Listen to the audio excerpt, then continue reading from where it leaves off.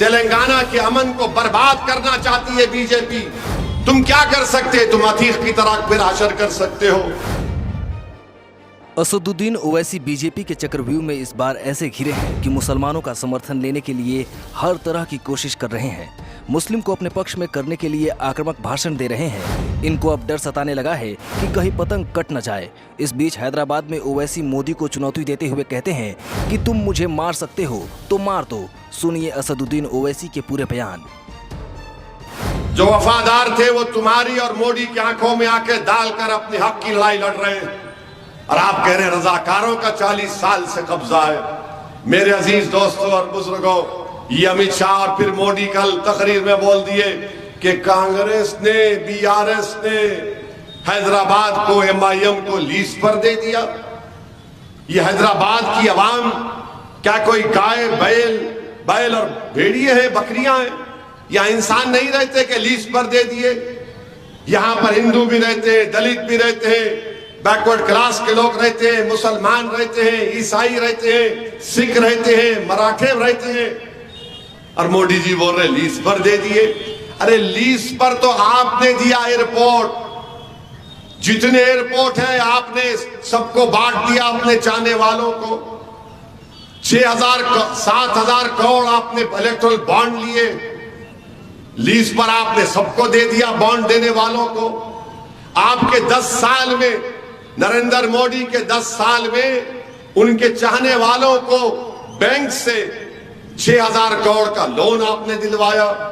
आपके 10 साल में 21 लोगों के पास भारत में इतनी दौलत है कि इस मुल्क के 70 करोड़ आवाम की दौलत को मिला भी लिया जाए तो 21 लोगों की दौलत का मुकाबला नहीं कर सकते।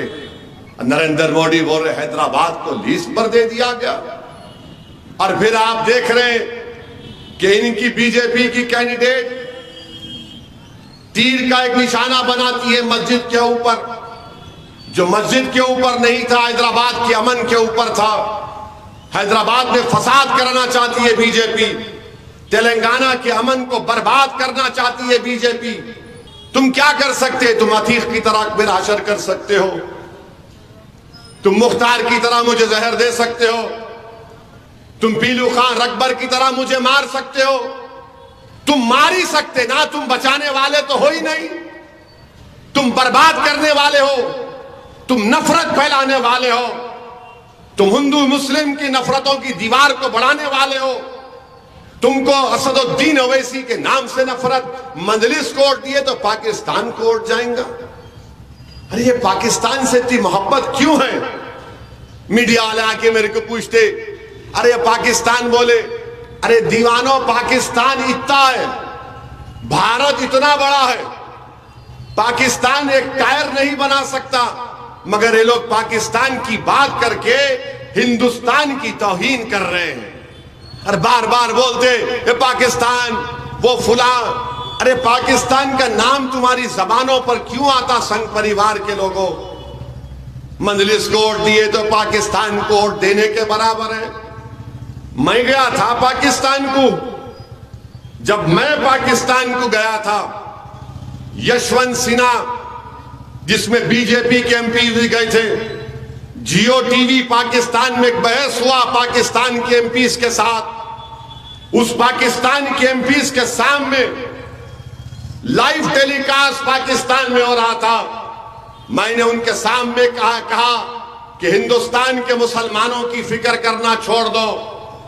हमारे बुजुर्गों ने 47 में फैसला ले लिया। हमने जिना के 2 नेशन थ्योरी को ठुकराया। हमने भारत को ख्वाजा अजमेरी का मुल्क माना।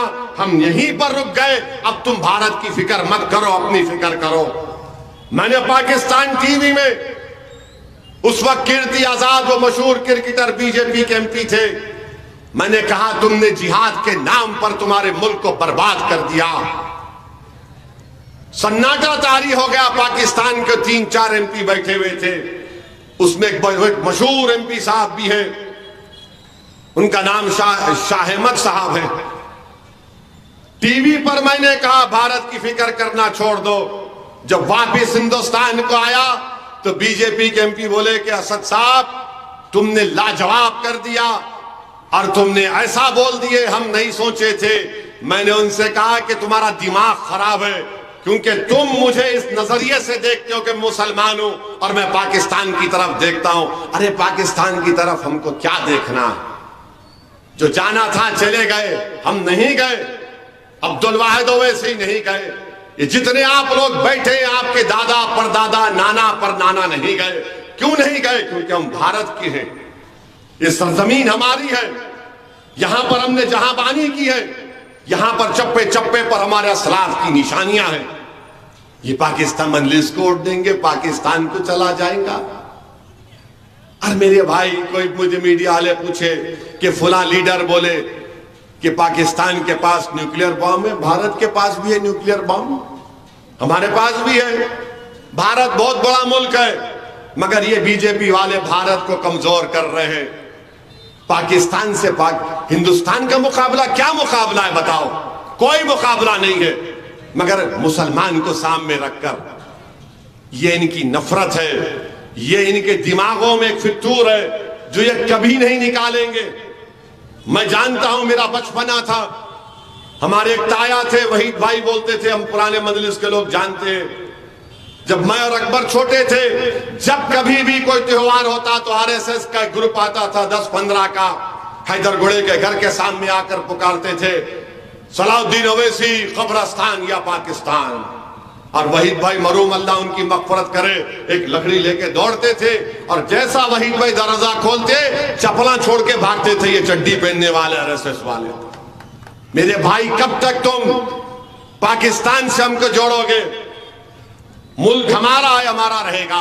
मगर ये नरेंद्र मोदी की मिसाल, और मैं याकूतपुरे की आवाम को बता रहा हूं, याकूतपुरे के मेले जाफर हुसैन मेराज को आपने मुंतखब किया, मगर याद रखिए याकूतपुरे की जिम्मेदारी असदुद्दीन ओवैसी की रहेगी इंशाअल्लाह ताला। आपको मैं तयक़ुन दे रहा हूं, यहां पर डेवलपमेंट का काम तेजी से होगा। 3 रोड वाइडनिंग के काम के पैसे हमने मंजूर करवाए, इंशाअल्लाह ताला वो काम होगा। मैंने अपने एमपी फंड से 4 करोड़ के खाली सीवरेज के लाइन एमपी फंड से करवाया। जनरल बजट के मेरे ख्याल से कितने 15-16 करोड़, 14 करोड़ के सीवरेज लाइन के काम चल रहे हैं, और शायद पीने के पानी के लाइन के भी 3-4 करोड़ के पीने के पानी के लाइन के भी काम चल रहे हैं। गंगानगर के वो उसको नाले को वाइडन करना है, इंशाअल्लाह वो काम ज़ेरे दौरान है, जरा तेजी से उसको करना है, मैं उसका इकरार करता हूं। इंशाअल्लाह ताला वो काम जितने हैं वो काम मजलिस इत्तेहादुल मुस्लिमीन करवाएगी। और मैं उन लोगों को भी कह रहा हूं जिनके बारे में आपने मुझसे कहा था कि इसको मत लो, मजलिस में दोबारा मत लो। मैंने कहा जब कोई मजलिस में आना चाह रहा है और कह रहा है कि मैं खुलूस दिल के साथ आ रहा हूं, मैं लो क्यों ना लो उसको? आपने कहा मत लो उसको जिसके ऊपर एक कत्ल का मुकदमा है, उसके बीवी के कोई ड्राइवर का मामला था। मैंने कहा मेरे को उससे मतलब नहीं है, क्या है नहीं मालूम। आपने कहा मत करो, आपने कहा उसका लॉ कॉलेज मत दिलाओ। मैंने कहा भाई मेरे मुकाम जो अल्लाह का दिया हुआ, अगर किसी को उससे फायदा होता तो हमने फायदा करवाया।